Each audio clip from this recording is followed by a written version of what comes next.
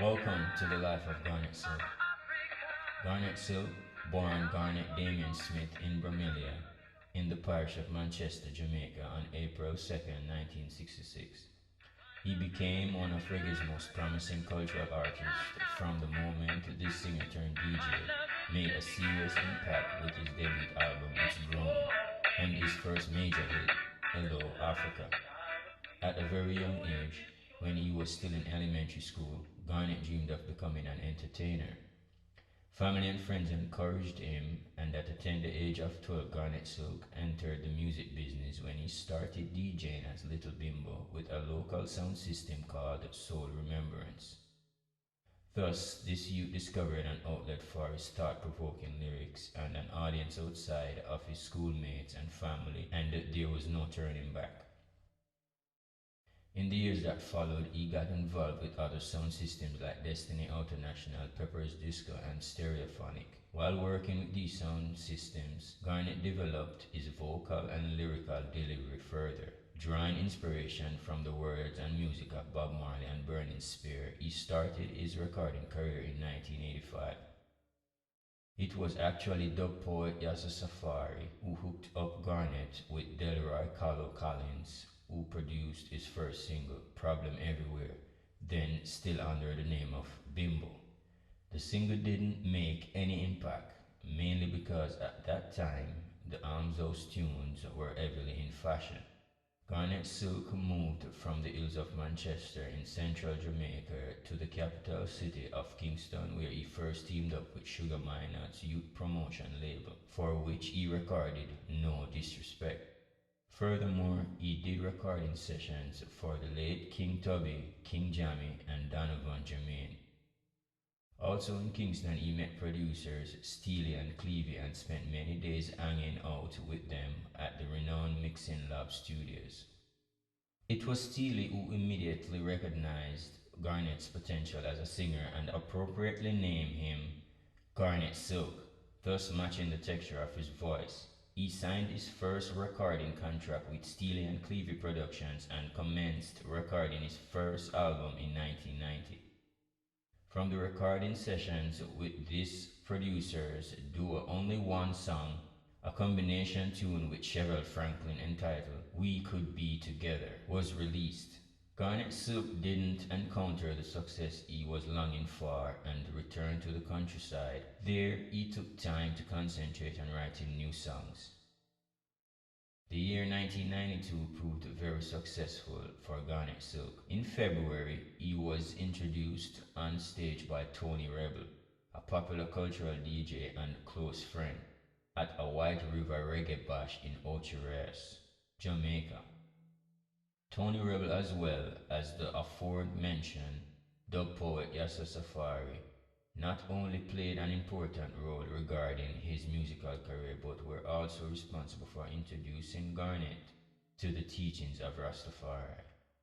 While in Ocho Rios, Tony Rebel introduced Garnet Silk to producer Courtney Cole, whose Roof International studio, based in this small town on Jamaica's north coast. From then and there, Garnet Silk started to get notable success with singles like Nothing Can Divide Us, Mama, Seven Spanish Angels, and the popular combination tune with Yasser Safari entitled I Can See Clearly Now. One day, Bobby Digital Dixon was in Ocho Rios, and when he heard Garnet Silk singing, he got so impressed that he invited him to come to Kingston. During 1992, he spent some time at the Digital B studio and voiced his first output for Bobby Digital, which finally led to the release of Garnet Silk's debut album, It's Growing.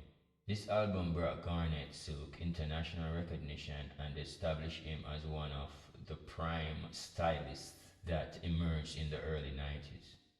The release of this album had a serious impact, and together with returning to consciousness by such popular DJs as Buju Banton and Capleton, marked a turning point in dancehall music, revealing a singer-songwriter of rare depth and originality. It's Growing was hailed as a masterpiece of modern roots music by both reggae fans and critics. Comparisons were inevitable, drawn with the late Bob Marley, and some even called him the next Bob Marley. But Garnet Silk was the first to shun the title. I see Bob as the king of reggae and a brother, Garnett said in a January 1994 Reggae Report interview. Bob has done his work and now Jah appoints me to do mine, just like Bob. With the Richard Bell produced single, Hello Africa, released on the Star Trade label, Garnet Silk scored his first international major hit as it reached number one in the UK reggae charts and held the position for several consecutive weeks. To this day, Hello Africa proves the most popular song worldwide in Garnett's list of recordings. Other hits such as Place in Your Heart, Fill Us Up With Your Mercy, Zion in a Vision, King Me Character, Jaja is the Ruler, Singing for the People, and Splash and Dashing followed and made the young singer the reigning star in reggae music. During the time that Garnet dominated the charts, he uplifted reggae with cultural messages and roots Rasta music.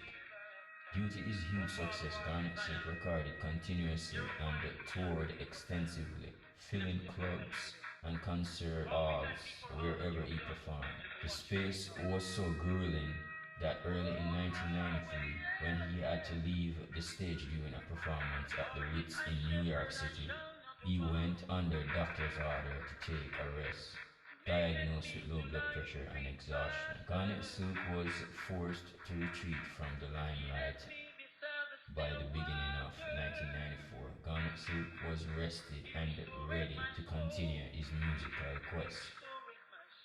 He signed with Ultra-based Carry On Productions and also secured his first major label deal with Big Beat Atlantic Records. The release of the Steely and Cleaver produced album Love Is the Answer, featuring the 1990 recordings and single releases like Order, Complaint, and Fight Back. A combination tune with good friend Richie Stephens soon put Garnet Silk back on the international reggae charts.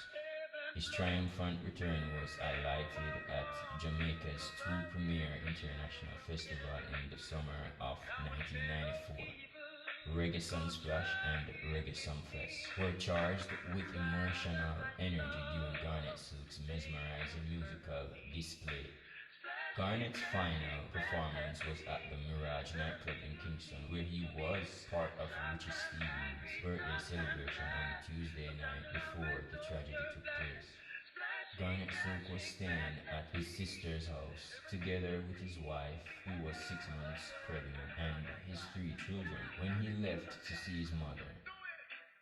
From this point, there is no one to tell exactly what happened on that night, as all survivors were sleeping and woke up only with the explosion which occurred at his mother's one-room wooden house around midnight. It is told that a friend was showing Garnet how to use a shotgun when it accidentally went off, striking a nearby cooking gas cylinder. Along with his growing fame, Garnet had become increasingly concerned about security at the house. Though he was a true novice when it came to firearms, that night the errant gun blast ignited the gas cylinder, effectively giving rise to a lethal blowtorch. Garnet Silk, his 2 brothers, and 2 friends managed to escape. However, when Garnet realized his mother was still trapped inside, he re-entered the inferno. Neither of them survived.